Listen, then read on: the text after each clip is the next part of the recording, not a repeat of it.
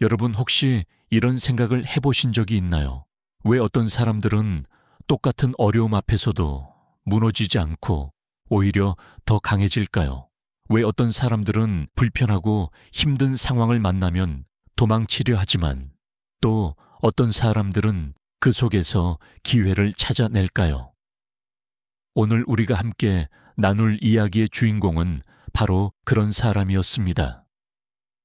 한국 경제사에 불멸의 족적을 남긴 정주영 회장. 그는 소 한 마리로 시작해서 세계적인 기업 현대그룹을 만들어낸 전설적인 인물입니다. 하지만 오늘 우리가 주목할 것은 그의 성공담이 아닙니다. 바로 그가 평생 품고 살았던 한 가지 철학, 불편함을 소중히 여기는 삶의 자세입니다. 정주영 회장은 말했습니다. 편안함을 추구하는 사람은 결코 큰 일을 이룰 수 없다. 불편함 속에서야 비로소 인간의 진정한 가능성이 꽃피운다.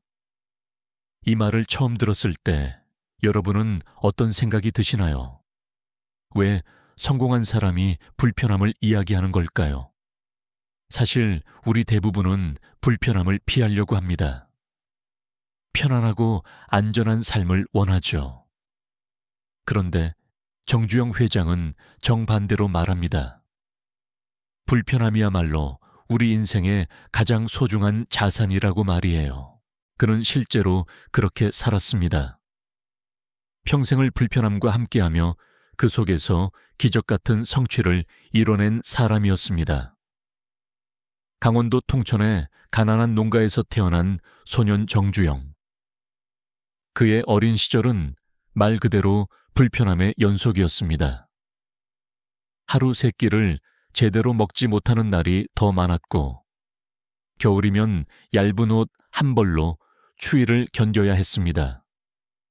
학교에 가고 싶어도 갈 수 없었고, 책을 읽고 싶어도 살 돈이 없었습니다. 대부분의 사람들이라면 이런 상황에서 절망했을 겁니다. 하지만 어린 정주영은 달랐습니다.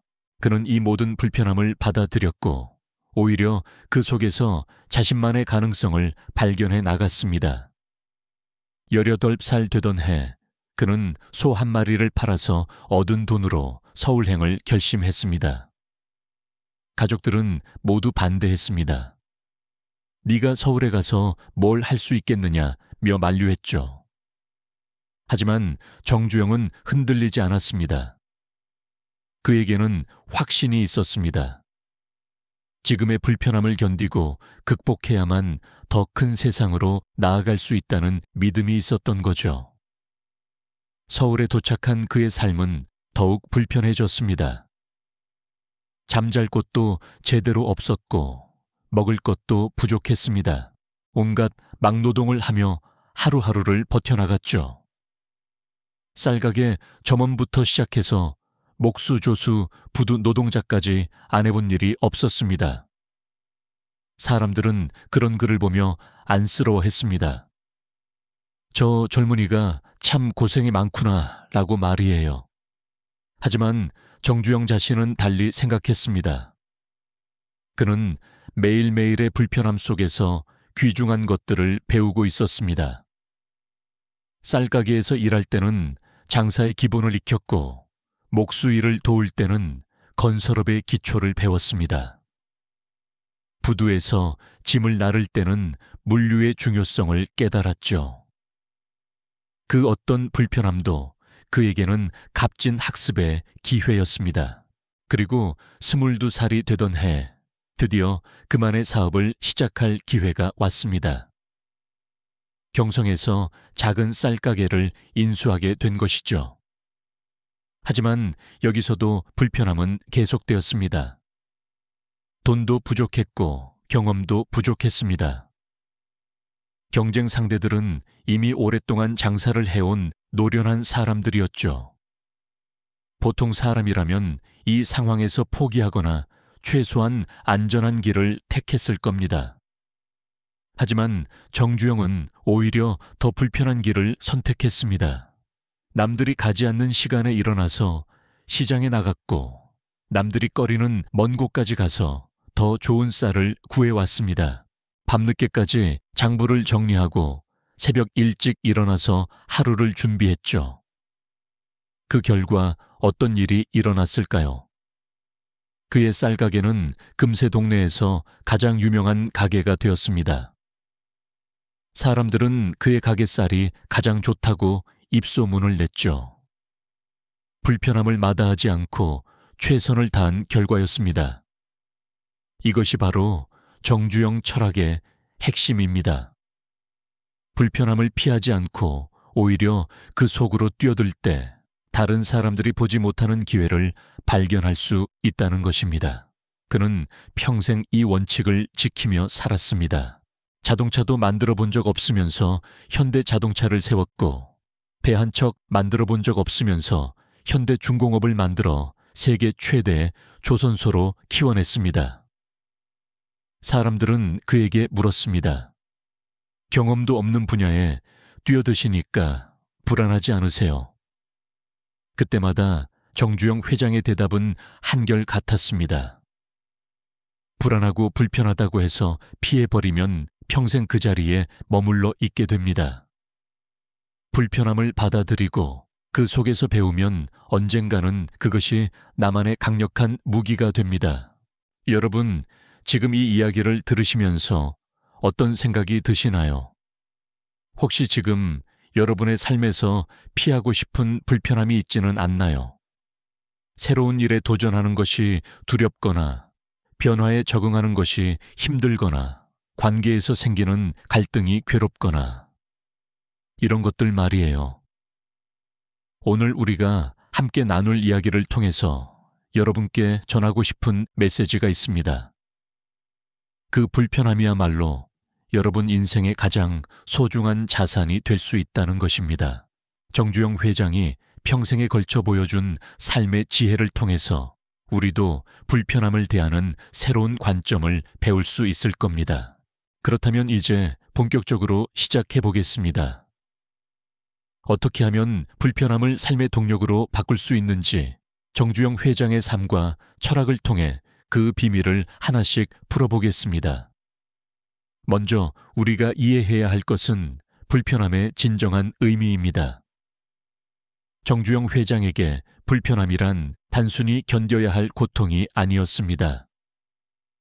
그것은 성장의 신호였고 변화의 기회였으며 새로운 가능성을 여는 열쇠였습니다. 그는 이렇게 말했습니다. 편안한 곳에 있으면 사람은 성장하지 않는다. 마치 온실 속의 화초와 같다. 겉보기엔 예쁘지만 바람이 조금만 불어도 쓰러진다. 하지만 산속에서 자란 나무는 다르다. 비바람을 맞으며 자란 나무는 뿌리가 깊고 줄기가 튼튼하다.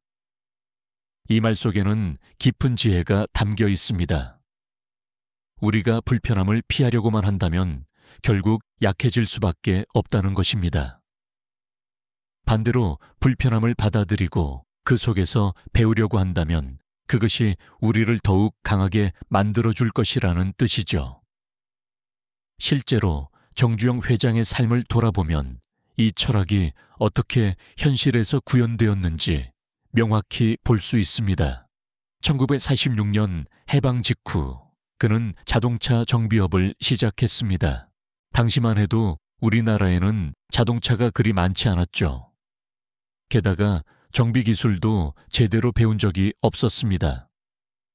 보통 사람이라면 내가 뭘 안다고 자동차 정비업을 하겠어 라고 생각했을 겁니다. 하지만 정주영은 달랐습니다. 모르는 것이 많다는 것, 즉 불편함이 많다는 것을 오히려 기회로 봤던 거죠. 그는 매일 새벽부터 밤늦게까지 자동차를 뜯어보고 조립하며 스스로 기술을 익혀나갔습니다. 그 과정이 쉬웠을까요? 전혀 그렇지 않았습니다. 실수도 많았고 손님들에게 혼나는 일도 있었습니다. 때로는 며칠 밤을 새우며 고장을 고치려 애쓰기도 했죠. 하지만 그는 이 모든 불편함을 기꺼이 받아들였습니다.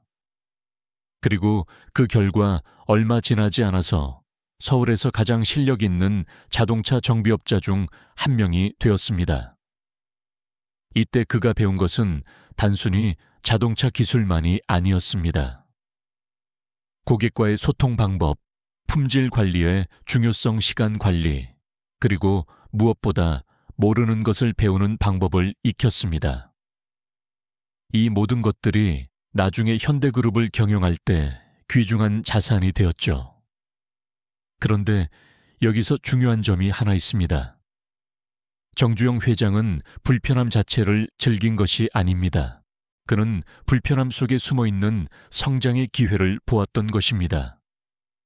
단순히 고생을 위한 고생이 아니라 목적이 분명한 불편함을 선택했다는 뜻이에요.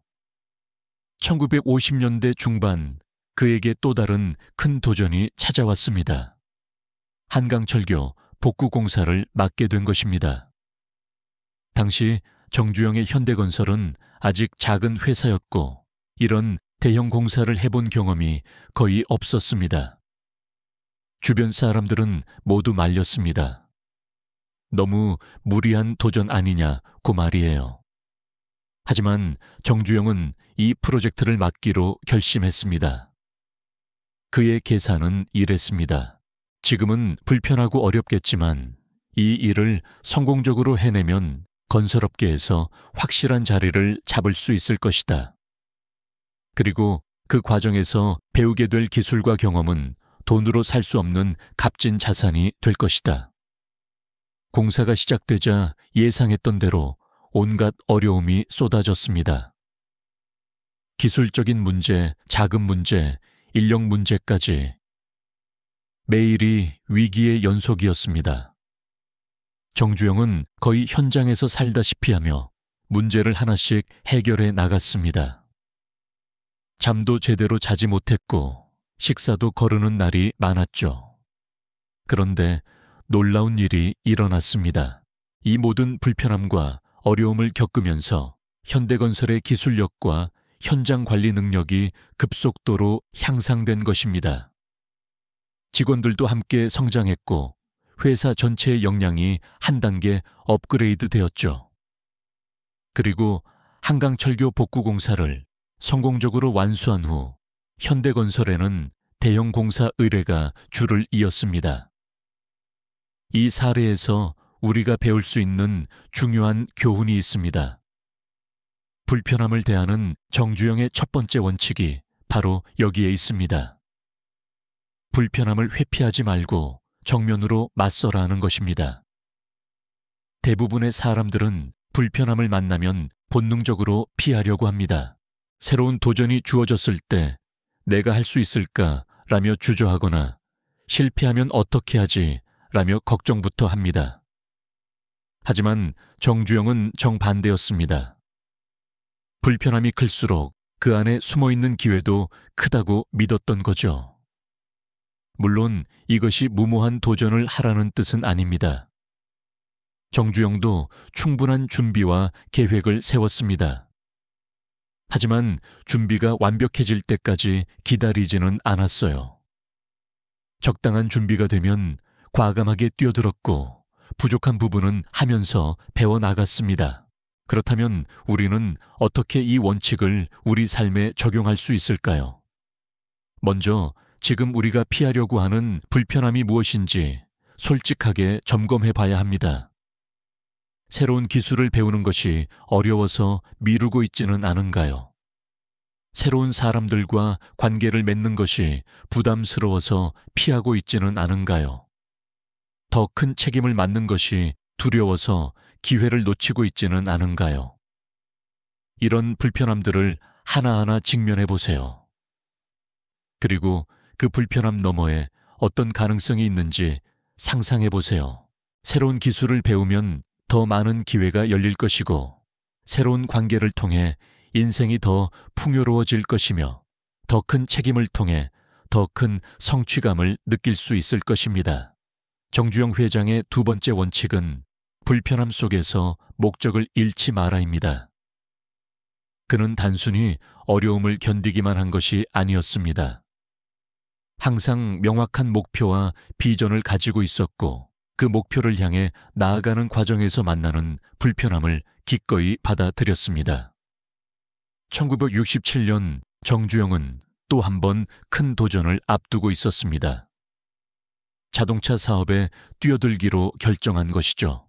당시 한국은 자동차 생산 기술이 전무한 상태였습니다. 게다가 정주영 자신도 자동차 제조업에 대한 깊은 지식이 있었던 것은 아니었어요.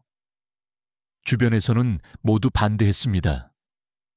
건설업도 잘 되고 있는데 왜 굳이 어려운 길로 가려고 하느냐는 것이었죠. 하지만 정주영에게는 명확한 비전이 있었습니다. 우리나라가 진정으로 선진국이 되려면 제조업이 발달해야 하고 특히 자동차 산업이 중요하다고 봤던 것입니다.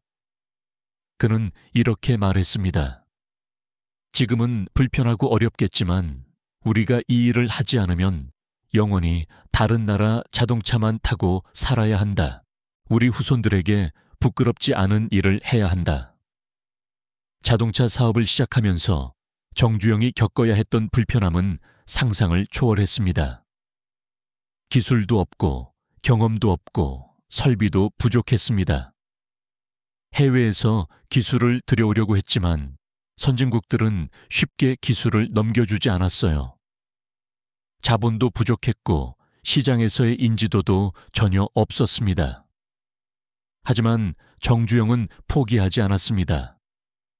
그는 직원들과 함께 해외 자동차 공장을 견학하며 기술을 익혔고 우리나라 실정에 맞는 자동차를 만들기 위해 밤낮 없이 연구했습니다. 실패를 거듭하면서도 계속 도전했죠. 드디어 1975년 우리나라 최초의 고유 모델인 포니가 출시되었습니다. 처음에는 품질 문제로 많은 비판을 받았지만 정주영과 현대자동차는 끊임없이 개선해 나갔습니다. 그리고 몇 년 후 포니는 해외 수출까지 성공하며 한국 자동차 산업에 새 역사를 써나갔습니다. 이 과정에서 중요한 것은 정주영이 목적을 잃지 않았다는 점입니다. 아무리 힘들고 불편해도 우리나라의 자동차 산업을 뿌리내리겠다는 목표가 분명했기 때문에 끝까지 버텨낼 수 있었던 것이죠. 여러분의 삶에서도 마찬가지입니다. 불편함을 견딜 때는 반드시 명확한 목적이 있어야 합니다. 왜 이 불편함을 감수하는지, 이를 통해 무엇을 얻고자 하는지가 분명해야 합니다. 목적 없는 고생은 그냥 고생일 뿐이지만 목적이 있는 불편함은 성장의 계단이 됩니다. 예를 들어 새로운 언어를 배우고자 할 때 처음에는 매우 불편할 것입니다. 문법도 어렵고 발음도 어색하고 외워야 할 것도 많죠. 하지만 이 언어를 통해 더 넓은 세상과 소통하고 싶다는 명확한 목적이 있다면 그 불편함을 기꺼이 받아들일 수 있을 것입니다. 또한 새로운 직장에서 적응하는 것도 마찬가지입니다. 새로운 환경, 새로운 동료들, 새로운 업무, 모든 것이 낯설고 불편할 수 있어요. 하지만 이 직장에서 내 꿈을 실현하고 싶다거나 더 나은 미래를 위해 경험을 쌓고 싶다는 목적이 있다면 그 불편함도 의미 있는 과정이 될 것입니다. 정주영 회장의 세 번째 원칙은 불편함 속에서 배움을 찾아라입니다. 그에게 모든 불편한 상황은 학습의 기회였습니다. 실패해도 배웠고 성공해도 배웠습니다. 그리고 배운 것들을 다음 도전에 활용했죠. 1972년 정주영은 또 다른 파격적인 도전을 시작했습니다. 조선업에 뛰어든 것입니다. 당시 현대는 배 한 척 만들어 본 적이 없는 회사였습니다. 조선 기술도 없고 경험도 없고 심지어 바다에 인접한 부지도 없었어요. 해외 바이어들은 회의적이었습니다. 배도 만들어 본 적 없는 회사가 어떻게 조선업을 하겠다는 거냐는 반응이었죠. 하지만 정주영은 이렇게 말했습니다. 나는 배를 만들어 본 적은 없지만 건물을 짓는 원리와 크게 다르지 않다고 생각한다. 중요한 것은 배우겠다는 의지다. 그리고 그는 정말로 배웠습니다. 세계 각국의 조선소를 견학하며 기술을 익혔고 최고의 기술자들을 영입해서 함께 연구했습니다. 울산 앞바다를 매립해서 조선소 부지를 만들었고 최신 설비를 도입했죠. 첫 번째 배를 건조하는 과정은 시행착오의 연속이었습니다. 용접 기술이 부족해서 문제가 생기기도 하고 설계에서 실수가 나기도 했습니다. 납기일을 맞추지 못해서 바이어들에게 사과해야 하는 일도 있었어요. 하지만 정주영과 현대중공업 직원들은 이 모든 문제들을 하나의 학습 과정으로 받아들였습니다. 실수할 때마다 원인을 분석하고 개선책을 마련했습니다. 그리고 그 경험들을 체계적으로 정리해서 다음 프로젝트에 활용했죠. 그 결과 어떤 일이 일어났을까요? 불과 몇 년 만에 현대중공업은 세계적인 조선소로 성장했습니다. 1980년대에는 세계 최대 규모의 조선소가 되었고 한국을 조선 강국으로 만드는 데 결정적인 역할을 했습니다.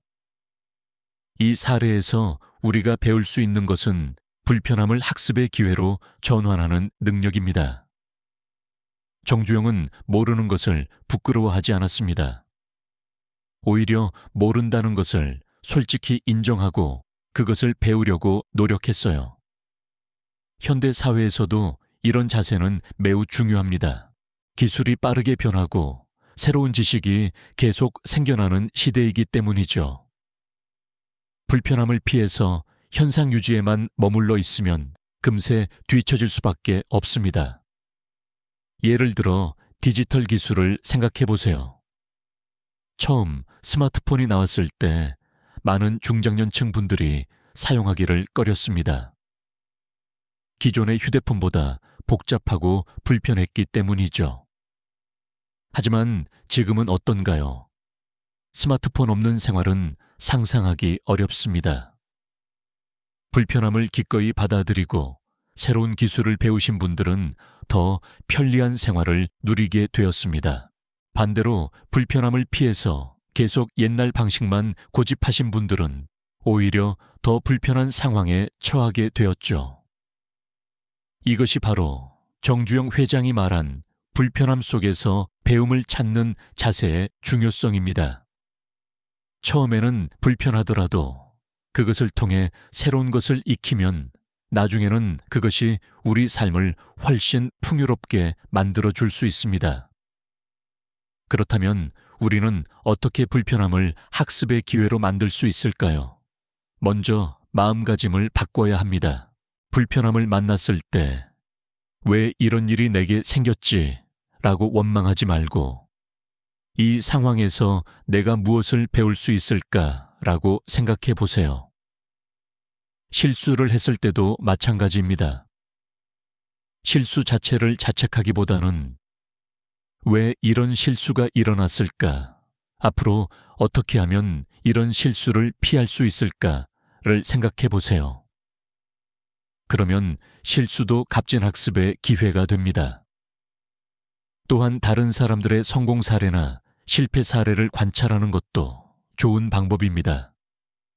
정주영 회장도 해외에 성공한 기업들을 많이 연구했습니다. 그들의 노하우를 배우고 우리나라 실정에 맞게 적용했죠. 정주영 회장의 네 번째 원칙은 불편함을 통해 더 큰 꿈을 키워라입니다. 많은 사람들이 불편함을 만나면 꿈을 포기하거나 축소하려고 합니다.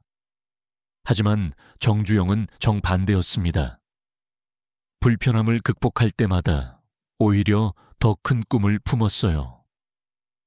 1981년 정주영은 이미 건설업과 자동차업 조선업에서 큰 성공을 거둔 상태였습니다. 대부분의 사람들이라면 여기서 만족했을 것입니다. 하지만 그의 꿈은 여기서 끝나지 않았어요. 그는 반도체 사업, 항공우주 산업 등 더욱 첨단 분야에도 도전하고 싶어 했습니다. 주변에서는 이제 충분히 성공했으니 안정적으로 사업을 운영하는 것이 어떠냐고 조언했습니다.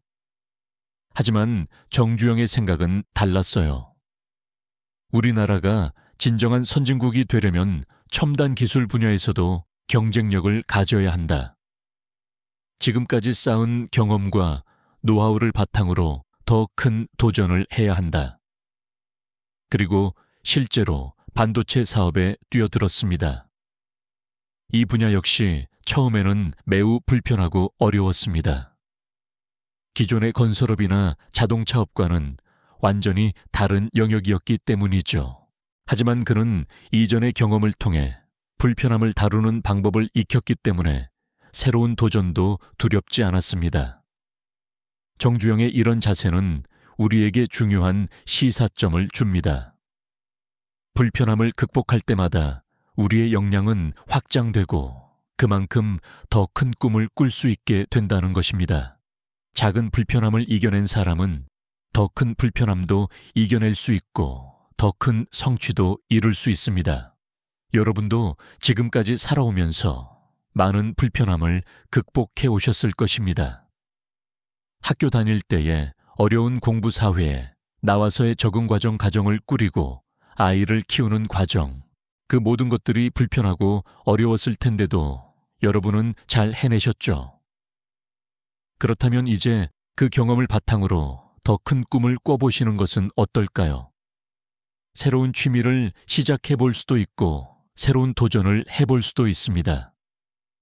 나이가 들었다고 혹은 지금까지 해본 적이 없다고 포기할 필요는 없어요. 정주영 회장은 말했습니다. 나이는 숫자일 뿐이다. 중요한 것은 도전하는 마음이다. 불편함을 두려워하지 않는 사람은 언제든지 새로운 시작을 할 수 있다. 실제로 정주영은 70대가 되어서도 북한과의 경제협력 사업을 추진하는 등 새로운 도전을 멈추지 않았습니다. 많은 사람들이 너무 위험한 일 아니냐고 걱정했지만 그는 통일은 우리 민족의 수권이고 누군가는 시작해야 한다며 과감하게 추진했죠. 이것이 바로 불편함을 통해 더 큰 꿈을 키우는 자세입니다. 현재의 성취에 안주하지 않고 계속해서 새로운 가능성을 탐구하는 것입니다. 정주영 회장의 5번째 원칙은 불편함 속에서도 감사함을 잃지 마라입니다. 이것은 매우 중요하면서도 놓치기 쉬운 부분입니다. 불편함에 집중하다 보면 불평과 원망에 빠질 수 있는데 그렇게 되면 오히려 성장이 멈춰버립니다. 정주영은 아무리 어려운 상황에서도 감사할 거리를 찾으려고 노력했습니다. 가난했을 때는 건강한 몸을 가지고 있어서 감사하다고 생각했고 사업이 어려울 때는 이런 경험을 통해 더 강해질 수 있어서 감사하다고 생각했습니다. 특히 직원들에 대한 감사함을 자주 표현했습니다. 나 혼자서는 아무것도 할 수 없었다. 함께 고생해준 직원들이 있었기 때문에 오늘의 현대가 있는 것이다 라고 말하며 직원들의 노고를 인정했죠. 이런 감사의 마음가짐이 왜 중요할까요? 감사함을 느끼면 긍정적인 에너지가 생깁니다. 그리고 그 에너지가 불편함을 이겨내는 힘이 되어줍니다. 반대로 불평과 원망에 빠지면 부정적인 에너지가 쌓이고 그것이 오히려 문제 해결을 방해합니다. 예를 들어 새로운 일을 배울 때를 생각해 보세요. 이거 왜 이렇게 어려워 짜증나 라고 생각하면서 배우는 것과 새로운 것을 배울 기회가 생겨서 감사하다고 생각하면서 배우는 것 어느 쪽이 더 효과적일까요? 당연히 후자겠죠. 감사한 마음으로 임하면 집중도 더 잘 되고 기억도 더 잘 됩니다. 그리고 무엇보다 그 과정 자체가 즐거워집니다. 같은 불편함이라도 감사한 마음으로 받아들이면 성장의 기쁨으로 바뀔 수 있어요. 정주영 회장의 6번째 원칙은 불편함을 나누어라입니다. 혼자서 모든 불편함을 감당하려고 하지 말고 주변 사람들과 함께 나누라는 뜻입니다. 하지만 여기서 주의할 점은 불편함 자체를 떠넘기라는 것이 아니라 함께 해결해 나가라는 것입니다. 정주영은 새로운 사업을 시작할 때마다 직원들과 비전을 공유했습니다. 지금은 어렵고 불편하지만 우리가 함께 노력하면 반드시 성공할 수 있다. 그리고 그 성공은 우리 모두의 것이 될 것이다 라고 말하며 직원들의 마음을 하나로 모았죠. 또한 어려움에 처했을 때도 혼자 끙끙거리지 않았습니다. 직원들과 함께 머리를 맞대고 해결책을 찾았어요. 때로는 젊은 직원의 아이디어가 문제를 해결하는 열쇠가 되기도 했습니다. 이런 자세는 두 가지 효과가 있습니다. 첫째, 문제 해결 능력이 향상됩니다. 여러 사람의 지혜를 모으면 혼자서는 생각하지 못했던 해결책을 찾을 수 있어요. 둘째, 팀워크가 강화됩니다. 함께 어려움을 극복한 경험이 있는 사람들은 더욱 끈끈한 관계가 됩니다. 여러분의 삶에서도 혼자서만 고민하지 마세요. 가족이나 친구들과 어려움을 나누고 함께 해결책을 찾아보세요. 때로는 다른 사람의 조언이나 격려가 큰 힘이 될 수 있습니다. 정주영 회장의 7번째 원칙은 불편함을 통해 사회에 기여하라입니다. 개인의 성장도 중요하지만 그것이 궁극적으로 사회 전체의 발전으로 이어져야 한다고 그는 믿었습니다. 정주영이 조선업이나 자동차업에 뛰어든 이유도 개인적인 성공만을 위한 것이 아니었습니다. 우리나라가 제조업 강국이 되어 국민들의 삶이 더 나아지기를 바라는 마음이 있었어요.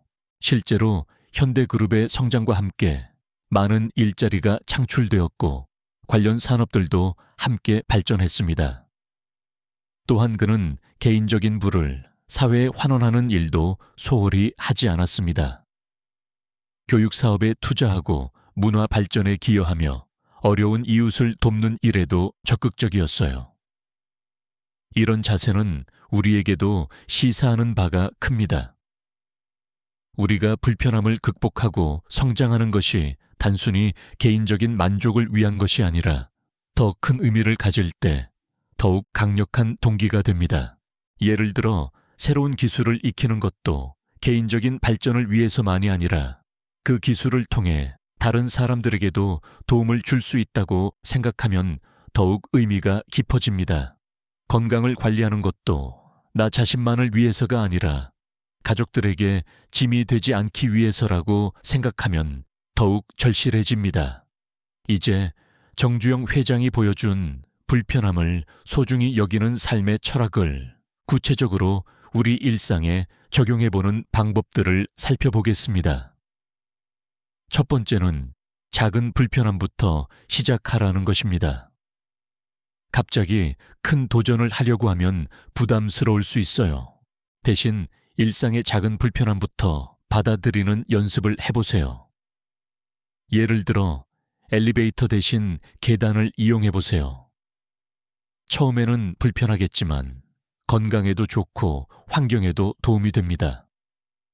또는 새로운 요리에 도전해보세요. 실패할 수도 있지만 그 과정에서 새로운 경험을 하게 될 것입니다. 이런 작은 불편함들을 하나씩 극복하다 보면 점차 더 큰 도전에도 자신감을 가질 수 있게 됩니다. 정주영 회장도 처음에는 작은 쌀가게 운영이라는 작은 불편함부터 시작했어요.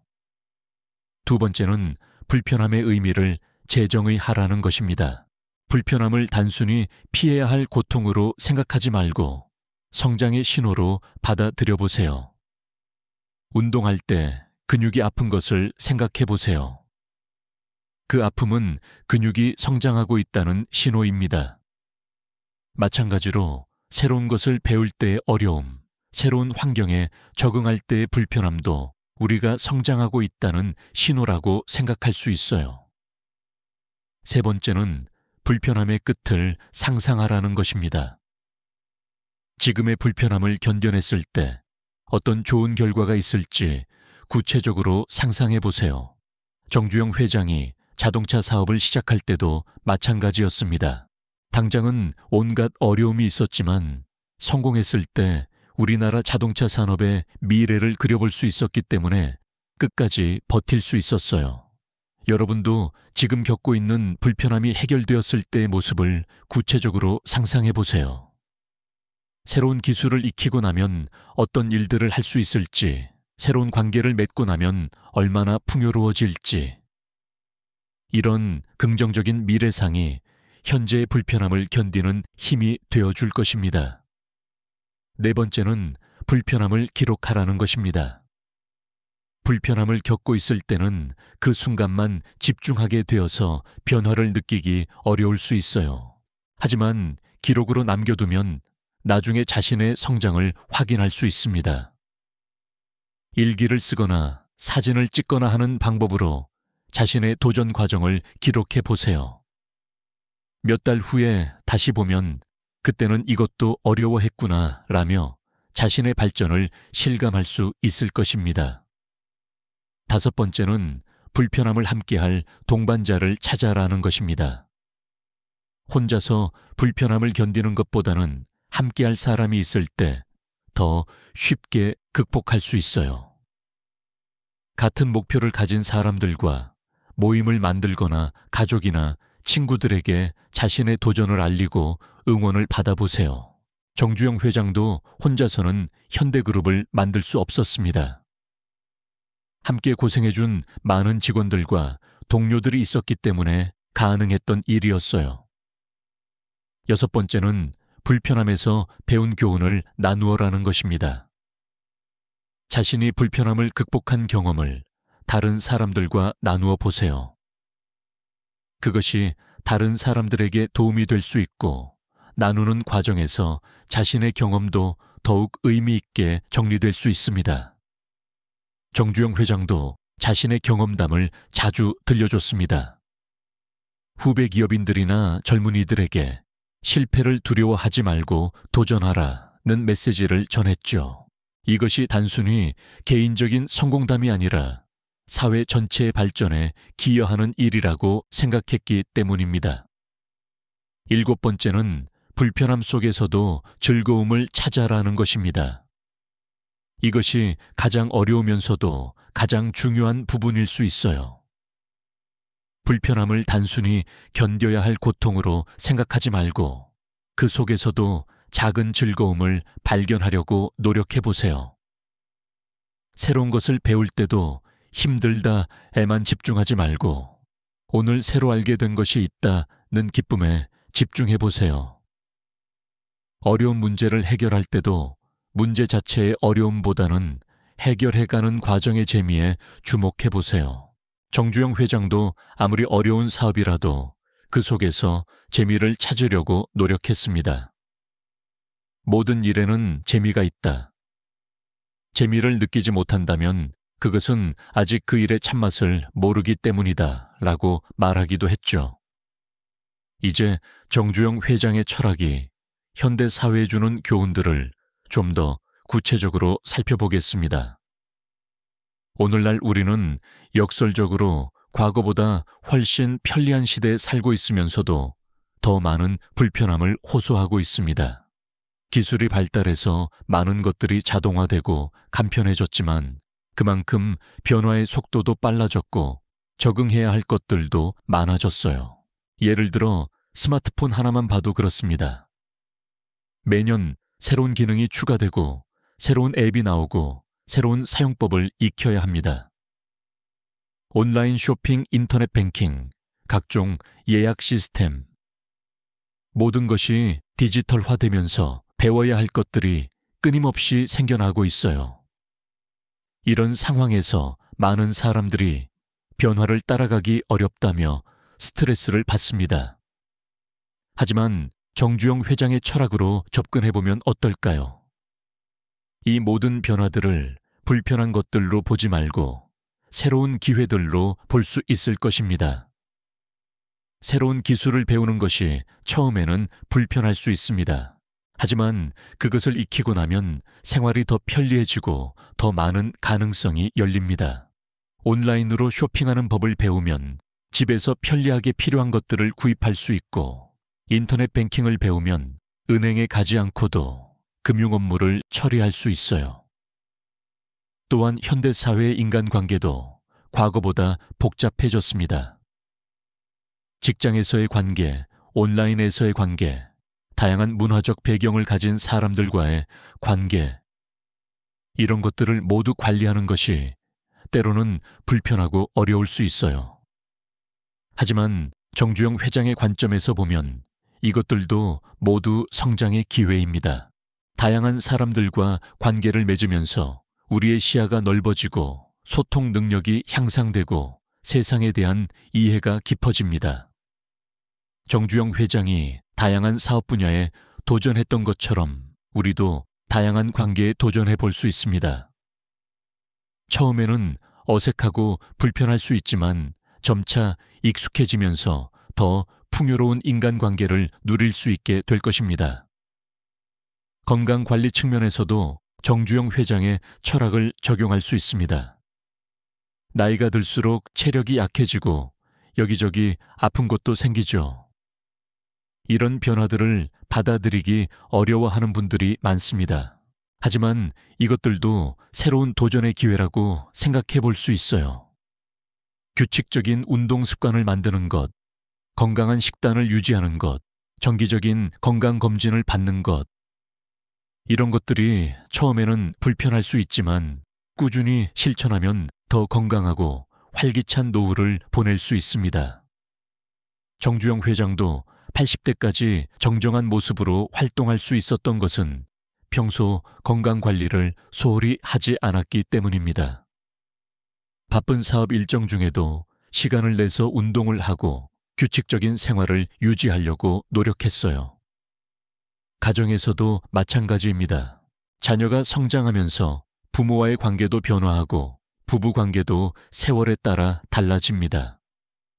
이런 변화들이 때로는 어색하고 불편할 수 있어요.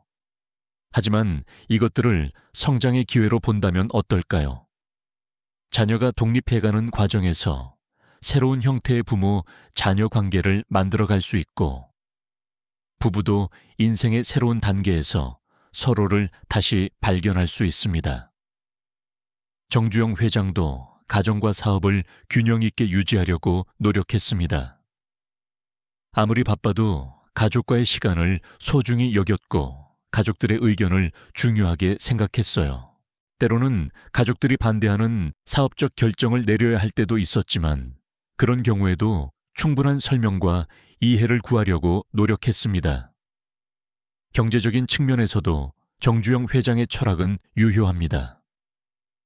경제 상황이 어려워지면 많은 사람들이 불안해하고 소극적이 됩니다. 하지만 이런 때일수록 새로운 기회를 찾을 수 있는 시기이기도 해요. 정주영 회장이 사업을 시작했던 1940년대와 1950년대는 우리나라 경제가 매우 어려웠던 시기였습니다. 전쟁의 상처도 있었고 자원도 부족했고 기술도 낙후되어 있었어요. 하지만 그는 이런 어려운 상황을 오히려 기회로 봤습니다. 지금이 어렵기 때문에 기초를 튼튼히 다져놓으면 경제가 회복될 때 큰 성장을 할 수 있다고 생각했던 거죠. 실제로 한국 경제가 고도 성장을 시작한 1960년대와 1970년대에 현대그룹은 폭발적으로 성장할 수 있었습니다. 어려운 시기에 기초를 다져놓았기 때문에 가능한 일이었어요. 이런 관점은 개인의 경제 활동에도 적용할 수 있습니다. 경제가 어려울 때일수록 새로운 기술을 익히거나 새로운 분야에 도전해 보는 것을 고려해 볼 수 있어요. 당장은 불편하고 어려울 수 있지만 경제가 회복될 때 더 많은 기회를 잡을 수 있게 됩니다. 정주영 회장은 또한 실패에 대한 독특한 관점을 가지고 있었습니다. 그는 실패를 단순히 나쁜 결과로 보지 않았어요. 대신 값진 학습 기회로 받아들였습니다. 실패하지 않는 사람은 도전하지 않는 사람이다. 실패를 두려워하면 평생 제자리에 머물러 있게 된다고 말하곤 했죠. 실제로 정주영의 사업 과정을 보면 크고 작은 실패들이 많았습니다. 초기 쌀가게 사업에서도 시행착오가 있었고 자동차 사업을 시작할 때도 기술적 문제로 어려움을 겪었습니다. 조선업에서도 처음 만든 배가 완벽하지 않아서 고생했어요. 하지만 그는 이런 실패들 때마다 좌절하지 않고 원인을 분석했습니다. 무엇이 잘못되었는지, 어떻게 개선할 수 있는지를 철저히 연구했어요. 그리고 그 경험을 바탕으로 다음번에는 더 나은 결과를 만들어냈습니다. 이런 자세는 현대를 살아가는 우리에게도 매우 중요한 교훈입니다. 완벽주의 때문에 시작조차 하지 못하는 사람들이 많은데 정주영 회장의 사례를 보면 완벽하지 않아도 일단 시작하는 것의 중요성을 알 수 있습니다. 물론 무작정 시작하라는 뜻은 아닙니다.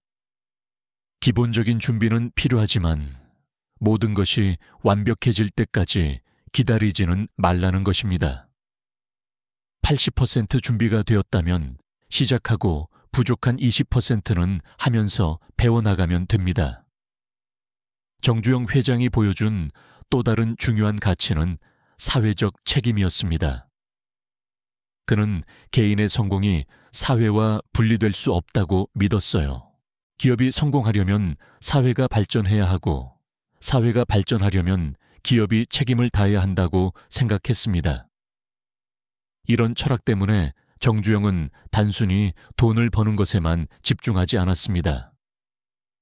우리나라의 산업 발전, 고용 창출 기술 발전에 기여하려고 노력했어요. 때로는 당장의 이익보다는 장기적인 국가 발전을 우선시하기도 했습니다. 예를 들어 중공업에 투자할 때도 그랬습니다. 당시에는 수익성이 불확실했지만 우리나라가 선진국이 되려면 반드시 필요한 산업이라고 판단해서 과감하게 투자했어요. 그 결과 우리나라는 조선업과 자동차업에서 세계적인 경쟁력을 갖게 되었습니다. 이런 사회적 책임감은 개인 차원에서도 적용할 수 있습니다. 우리가 불편함을 극복하고 성장하는 것이 나만을 위한 것이 아니라 가족과 공동체 나아가 사회 전체에 도움이 된다고 생각하면 더 큰 동기를 얻을 수 있어요. 예를 들어 새로운 기술을 배우는 것도 나의 발전을 위해서만이 아니라 그 기술을 통해 다른 사람들에게도 도움을 줄 수 있다고 생각하면 더욱 보람이 있습니다. 건강을 관리하는 것도 나를 위해서만이 아니라 가족들에게 짐이 되지 않기 위해서라고 생각하면 더욱 절실해집니다. 정주영 회장의 말년 행보도 우리에게 시사하는 바가 큽니다. 그는 80세가 넘는 나이에도 북한과의 경제협력을 위해 노력했습니다. 많은 사람들이 나이도 많으신데 왜 그런 어려운 일을 하려고 하시나요? 라고 물었지만 그의 대답은 명확했습니다. 통일은 우리 민족의 수권이다. 누군가는 시작해야 하는 일이고 내가 할 수 있을 때 해야 한다고 생각한다. 나이는 숫자일 뿐이다. 그리고 실제로 1989년 소떼를 몰고 북한을 방문하여 금강산 관광사업과 평양 자동차 공장 건설 등을 추진했습니다. 이 일들이 모두 쉽게 성사된 것은 아니었지만 남북 경제협력의 가능성을 보여주는 중요한 시도였어요. 이런 모습에서 우리가 배울 수 있는 것은 나이나 상황에 관계없이 계속해서 새로운 도전을 할 수 있다는 것입니다. 물론 젊을 때와 같은 체력이나 순발력은 없을 수 있지만 그 대신 오랜 경험과 지혜가 있습니다. 중년이나 노년에도 새로운 취미를 시작할 수 있고 새로운 관계를 맺을 수 있고 새로운 기술을 배울 수 있습니다. 처음에는 불편하고 어색할 수 있지만 그것을 통해 인생의 새로운 즐거움을 발견할 수 있어요. 정주영 회장이 평생에 걸쳐 실천한 불편함을 소중히 여기는 삶의 자세를 정리해보면 다음과 같습니다. 첫째, 불편함을 회피하지 말고 정면으로 맞서라. 편안한 곳에 머물러 있으면 성장할 수 없다. 불편함이야말로 우리를 한 단계 끌어올려주는 사다리다. 둘째, 불편함 속에서 목적을 잃지 마라. 단순한 고생이 아니라 목표를 향한 과정이라는 점을 분명히 하라. 명확한 목적이 있을 때 불편함도 의미가 있다. 셋째, 불편함 속에서 배움을 찾아라. 모든 어려움은 학습의 기회다. 실패해도 배우고 성공해도 배워라. 그 경험들이 다음 도전의 밑거름이 된다. 넷째, 불편함을 통해 더 큰 꿈을 키워라. 작은 불편함을 극복한 사람은 더 큰 불편함도 극복할 수 있다. 꿈의 크기를 키워나가라. 다섯째, 불편함 속에서도 감사함을 잃지 마라. 감사한 마음이 있어야 긍정적인 에너지가 생긴다. 그 에너지가 불편함을 이겨내는 힘이 된다. 여섯째, 불편함을 나누어라. 혼자서 모든 것을 감당하려 하지 말고 주변 사람들과 함께 해결해 나가라. 함께 할 때 더 큰 힘이 생긴다. 일곱째, 불편함을 통해 사회에 기여하라. 개인의 성장이 궁극적으로 사회 전체의 발전으로 이어져야 한다. 그럴 때 더 큰 의미와 보람을 느낄 수 있다. 이제 이 철학을 우리 일상에 구체적으로 적용하는 방법들을 생각해 보겠습니다. 아침에 일어날 때부터 시작할 수 있습니다. 알람이 울리면 바로 일어나는 것이 불편할 수 있지만 그것을 통해 하루를 상쾌하게 시작할 수 있어요. 조금 더 일찍 일어나서 운동을 하거나 독서를 하거나 명상을 하는 시간을 만들어 보세요. 처음에는 분명 불편할 것입니다. 잠이 덜 깬 상태에서 움직이는 것이 힘들 수도 있어요. 하지만 며칠만 지나면 몸이 적응하고 오히려 그 시간이 하루 중 가장 소중한 시간이 될 수 있습니다. 식사할 때도 마찬가지입니다. 평소 먹던 음식만 계속 먹는 것보다는 새로운 음식에도 도전해보세요. 처음에는 입맛에 맞지 않을 수도 있지만 새로운 맛을 경험하고 영양소도 다양하게 섭취할 수 있어요. 요리를 직접 해보는 것도 좋은 도전입니다.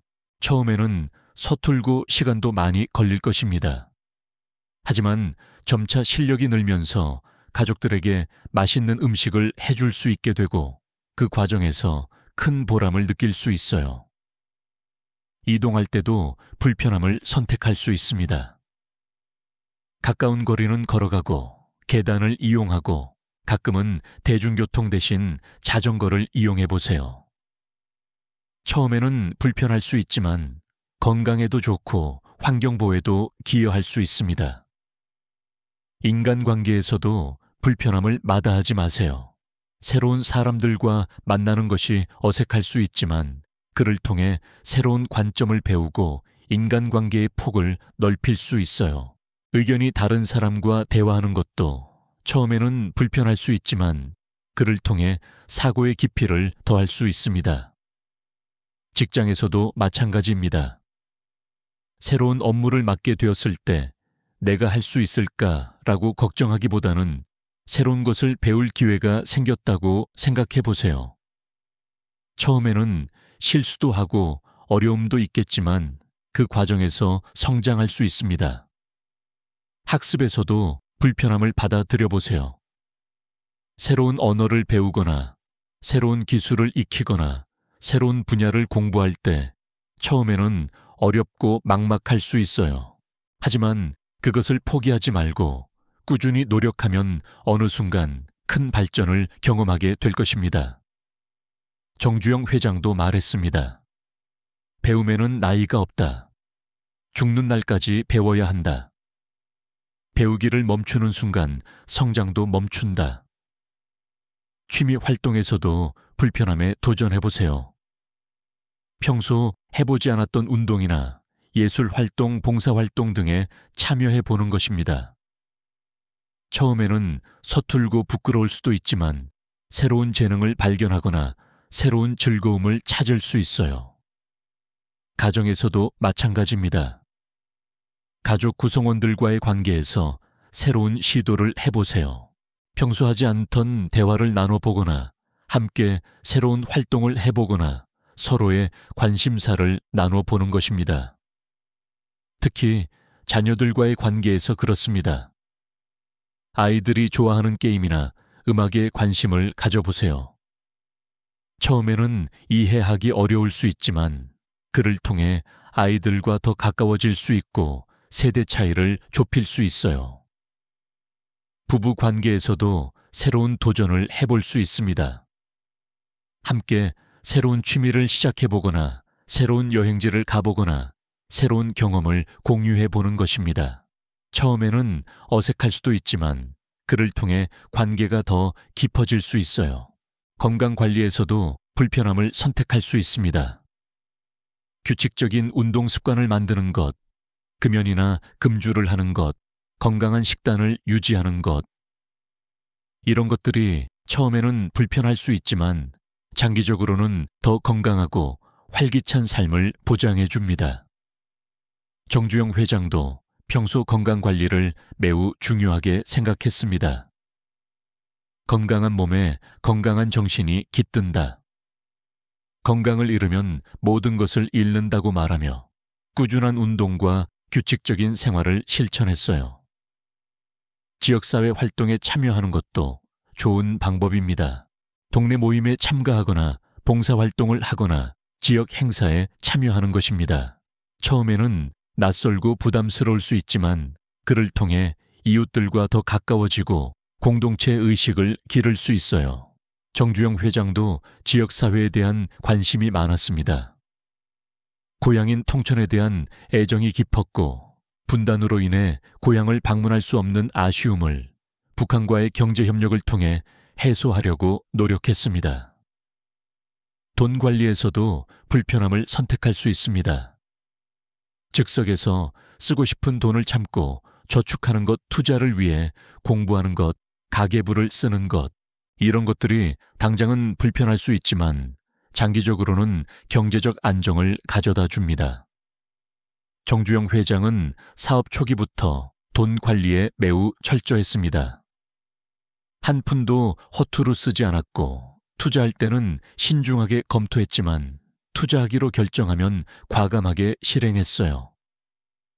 환경보호 활동도 일종의 불편함을 선택하는 것입니다. 일회용품 사용을 줄이고 분리수거를 철저히 하고 대중교통을 이용하고 에너지를 절약하는 것.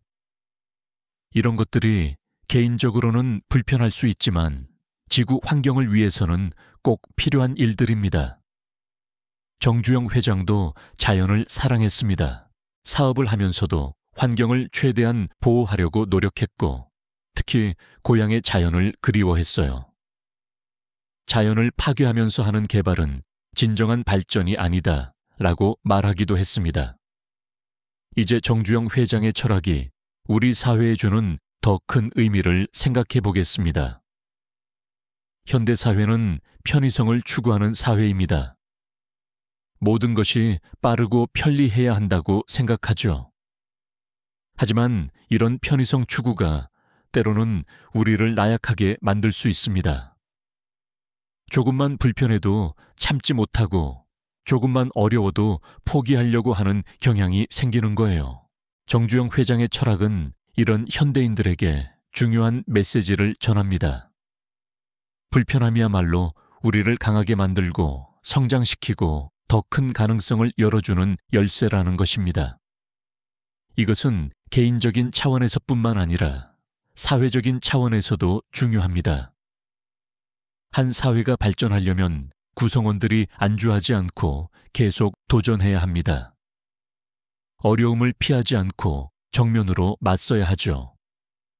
정주영 회장이 살았던 시대를 생각해 보세요.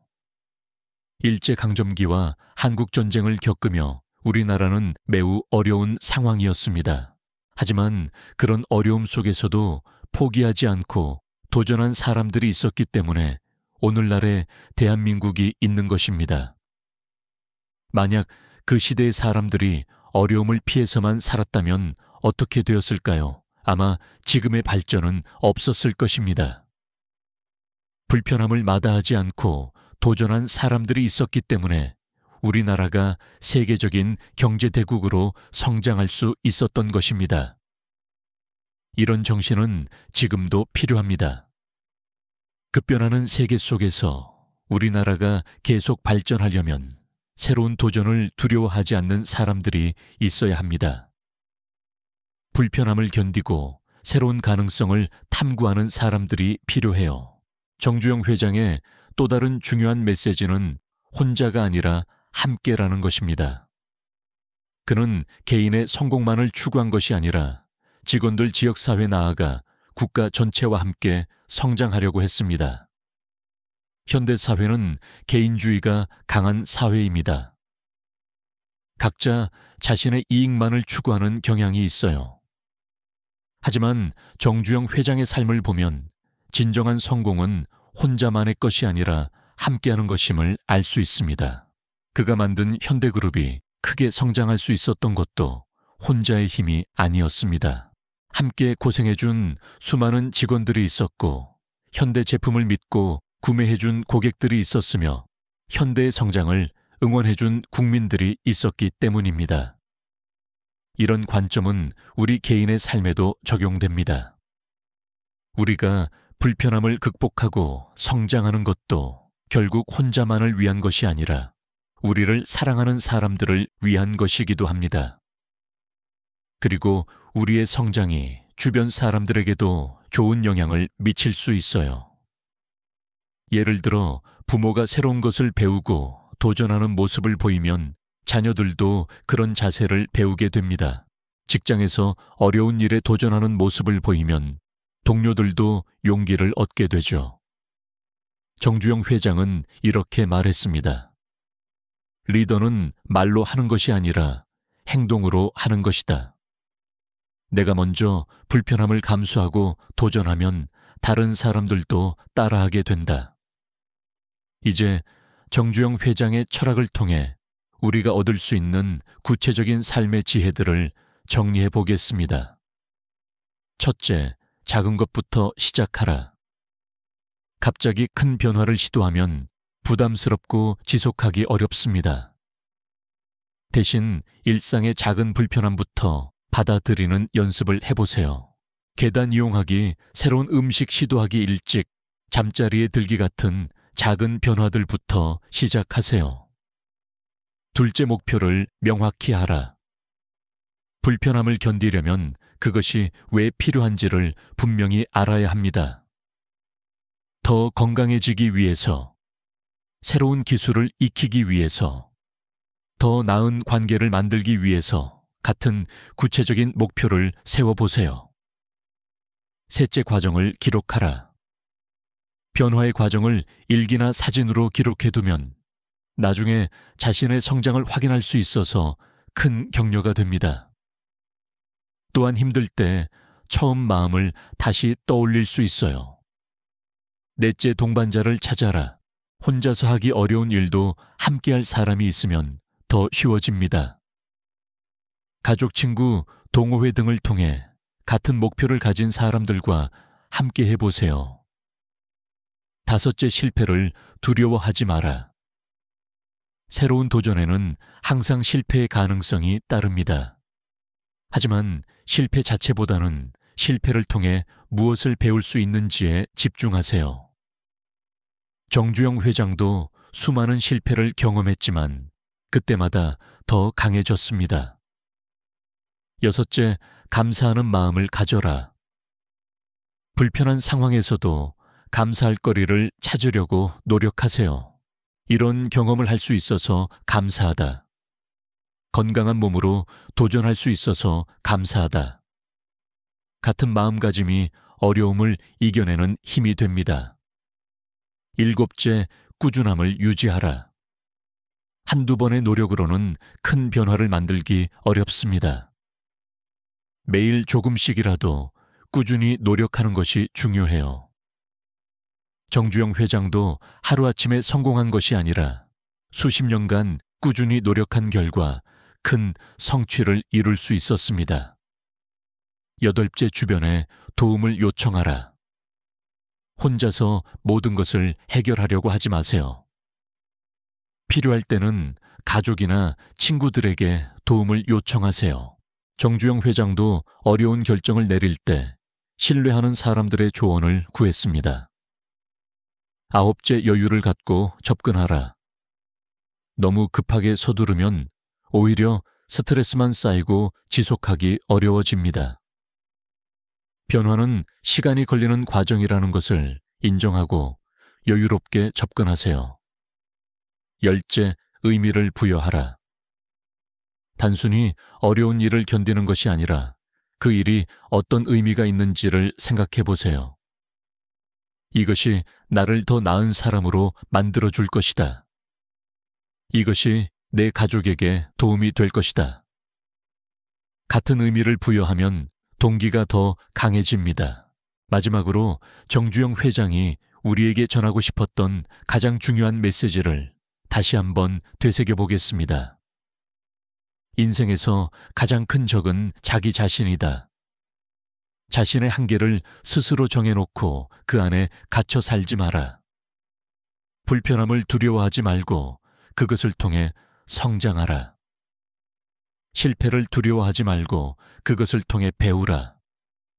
그리고 무엇보다 포기하지 마라. 포기하는 순간 모든 가능성이 사라진다. 정주영 회장의 삶은 이 말을 증명하는 살아있는 증거였습니다.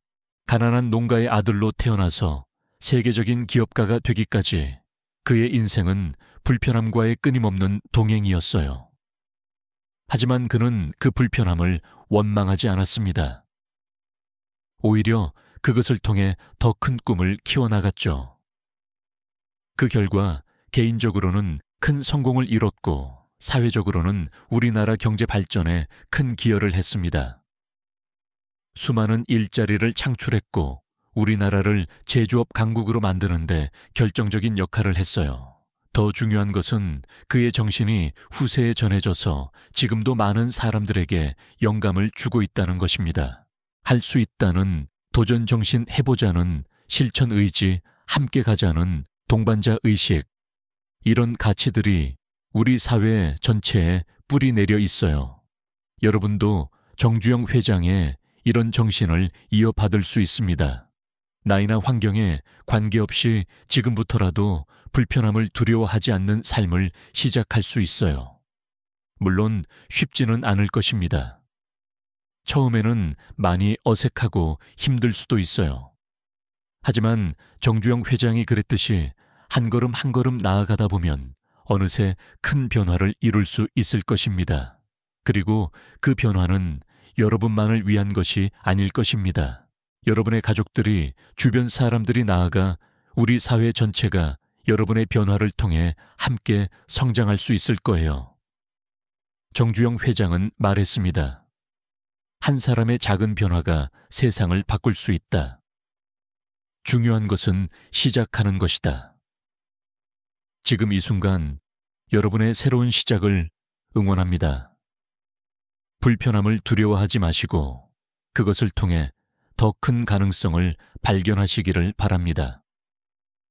여러분의 도전이 여러분 자신뿐만 아니라 우리 모두에게 희망과 용기를 주는 아름다운 이야기가 되기를 진심으로 기원합니다. 어려움 앞에서 주저하지 마세요. 정주영 회장처럼 할 수 있다는 믿음을 가지고 한 걸음씩 나아가세요. 그 걸음걸음이 모여서 언젠가는 여러분만의 위대한 이야기를 만들어낼 것입니다. 불편함을 소중히 여기는 삶, 그것이 바로 정주영 회장이 우리에게 전해준 가장 소중한 유산입니다. 이제 그 유산을 여러분의 삶에서 꽃 피워보세요.